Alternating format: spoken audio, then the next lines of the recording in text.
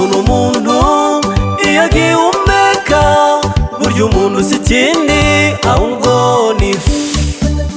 Ibyo bivuze ngo umuntu n'ubusa iyo igiye n'umuntu aba agiye, bivuze ngo umuntu n'ubusa. Burya umuntu n'umuntu iyo agihumeka, burya umuntu si ikindi ahubwo ni ifu. Ibyo bivuze ngo umuntu n'ubusa iyo igiye n'umuntu aba agiye, bivuze ngo umuntu n'ubusa. Ibirori bya nyuma by'umuntu iyo uwacyo agiye, twese turaterana kubw'ayo mateka. Ku mbuga nkoranyambaga batiruhukira mu mahoro, bati twagukundaga none uranze uragiye. Mu munota umwe gusa akaba araducitse, agahinda n'amarira akaba ari byo bitura nk'uwo munsi. Burya umuntu n'ubusa.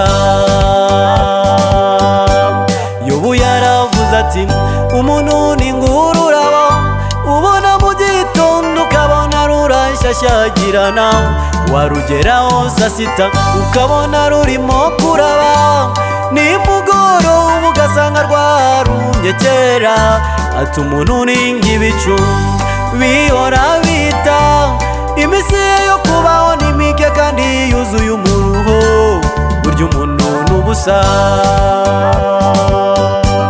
Burya umuntu n'umuntu iyo agihumeka, burya umuntu si ikindi ahubwo ni ifu.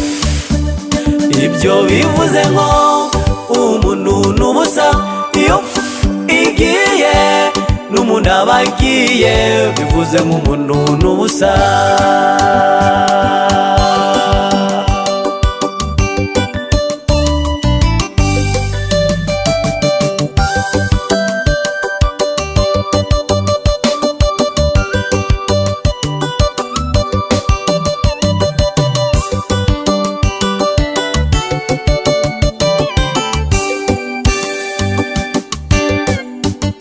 Ariko nubwo biba tukarira,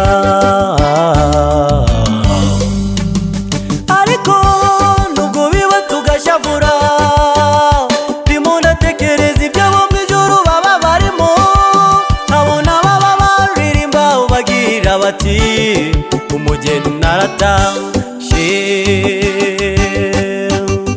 Ariko nubwo biba tukarira,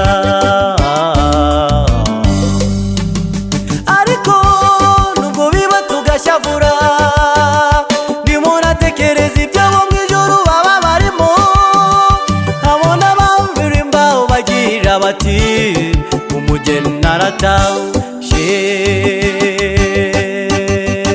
Burya umuntu n'umuntu iyo agihumeka, burya umuntu si ikindi ahubwo ni ifu.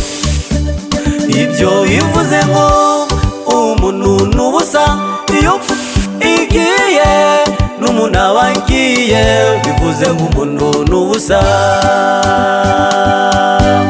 Zaburi y'Ijana na 16 umurongo wa 15, aho haravuze ngo urupfu rw'abakunzi be n'urw'igiciro cyinshi mu maso y'Uwiteka, bakishima bati umugeni aratashe. Ariko nubwo turira, ariko nubwo biba tugashavura, ndimo natekereza ibyabo mu ijuru baba barimo, nkabona baba baririmba bagira bati umugeni aratashe.